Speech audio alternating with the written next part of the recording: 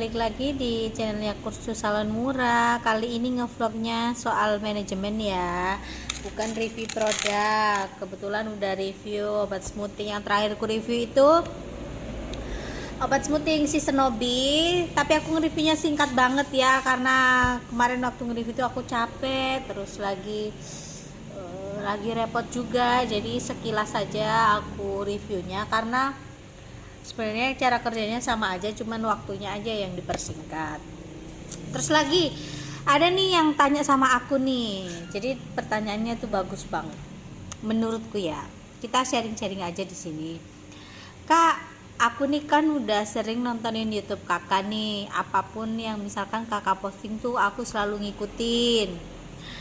Terus dia bilang juga katanya, tapi kenapa ya kak, kok nggak bisa maksudnya salonku nggak bisa serame punya kakak, terus lagi kok nggak bisa kayak kakak ya, maksudnya bisa punya ini ono.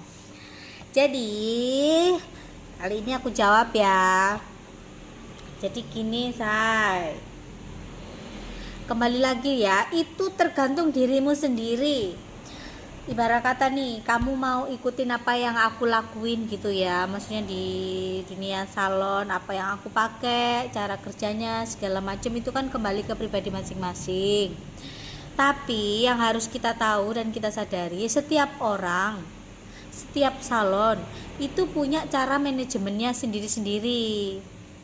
Kenapa salon A misalkan, kamu ngeliat aku misalkan nih ya, kita nggak usah ngomongin orang lain dah, kamu ngeliatin aku, maksudnya aku bisa ibarat kata tuh rupo lah ya, tapi kan sampai yang ke dalam-dalam ini nggak aku share. Dalam arti gini, setiap orang kan pasti punya rezeki sendiri-sendiri, takaran rezekinya seberapa kan yang ngatur itu sudah ada. Terus lagi cara mengelola manajemen yang seperti apa, contohnya produk yang kita pakai itu kan juga sangat berpengaruh. Misalkan kalau kita pakai produk yang rate harganya tinggi, otomatis kamu tidak bisa mengambil keuntungan yang banyak, itu satu. Terus lagi cara manajemen salon yang lainnya, misalkan cara pembagian uang dan lain-lainnya. Terus banyak faktor sih. Terus ini juga kayak kebutuhan kita juga, itu kan juga harus kita perhitungkan juga. Kalau aku gini ya, salon ini hanya untuk aku sendiri, aku nggak campur-campurin dengan, kalau kita sudah berkeluarga khususnya ya, itu aku nggak campur-campurin dengan uang. Misalkan kalau kita dikasih suami kita gitu, nggak aku campur gitu loh. Jadi semuanya sudah ada manajemennya sendiri-sendiri. Seperti yang aku bilang pada video-video yang mungkin sudah pernah aku post juga, terkadang itu ya, maksudnya kita nggak pernah tahu, orang buka usaha itu untuk menunjang perekonomian keluarga itu juga ada yang membuka salon ini karena hanya untuk dirinya, penghasilannya itu juga ada. Jadi hal-hal kayak gitu itu harus kita pisah benar-benar, nggak boleh kita samain. Karena mungkin kayak aku, misalkan untuk kebutuhan rumah tangga itu sudah ada yang handle, misalkan dari suami, atau maksudnya ya dari suami. Jadi aku nggak ngambil uang di salon, jadi uang di salon itu hanya untuk aku, jadi aku bisa alokasikan ke tempat lain. Dan kalau misalkan kalian buka usaha, terus ada sebagian uang hasil salon kalian itu dialokasikan misalkan untuk kebutuhan, ya jelas itu akan juga berpengaruh. Karena kembali lagi ya, setiap orang kan punya takaran ekonominya masing-masing, kita nggak bisa samain, kita nggak bisa bedain, karena setiap orang punya ininya sendiri-sendiri gitu loh. Jadi aku kadang susah untuk ngejelasinnya gitu, nggak bisa kita sama-samain lah, karena kan tujuannya orang buka salon itu beda-beda gitu loh.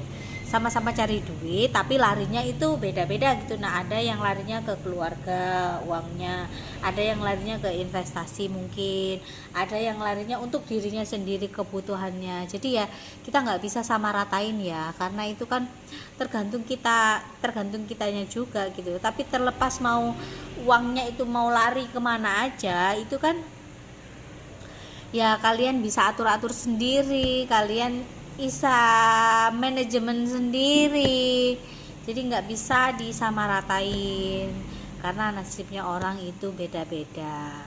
Sama-sama produknya, sama-sama usahanya, tapi hasilnya itu pasti berbeda. Jadi kalian misalkan sorry kata ya, misalkan untuk kebutuhan sehari-hari, ya berarti kalian itu sukses juga loh, bukan kalian itu nggak sukses sebagai pelaku usaha salon. Karena untuk hal seperti itu kalian bisa mencukupi, kalian bisa menghandle, kalian bisa mengcover. Jangan disamakan dengan orang yang misalkan punya salon akhirnya bisa punya ini, bisa punya itu. Jangan disamain rata seperti itu, karena suksesnya setiap orang itu beda-beda. Kamu sukses untuk mencukupi kebutuhan hidup kamu, kamu sukses untuk membiayai anak-anak kamu sekolah, itu juga dikatakan sukses. Jadi jangan disamaratakan. Itu aja yang aku mau kasih tahu sama kalian, karena ilmu itu bisa dikopas, cara kerja juga bisa ditiru, tapi yang nggak bisa ditiru sama orang itu rezeki ya. Jadi kalau kalian para pelaku usaha salon yang masih berpikiran aduh kok gini ya, kok hanya cukup untuk ini ya, kok hanya cukup untuk itu ya, kalian nggak boleh begitu. Itu kalian tuh sukses, kalian bisa mencukupi kebutuhan hidup kalian, kalian bisa mencukupi kebutuhan anak kalian, bisa sekolah tinggi segala macam, itu termasuk sukses loh, sukses jangka panjang hal kayak begitu itu. Jadi suksesnya tiap orang itu beda-beda ya, jangan kita samaratain, jangan juga iri sama rezekinya orang gitu loh, karena kalian nggak pernah tahu dalam-dalamnya, maksudnya minus-minusnya itu kan nggak mungkin kalian tahu sampai sedetail itu. Karena orang sekali lagi dikasih rezeki banyak, itu juga dikasih penyakit banyak, dikasih rezeki segunung, ada aja cobaannya. Jadi banyak-banyak bersyukur dan tempatkanlah dirimu pada porsinya, jangan lihat kanan ke kiri gitu loh.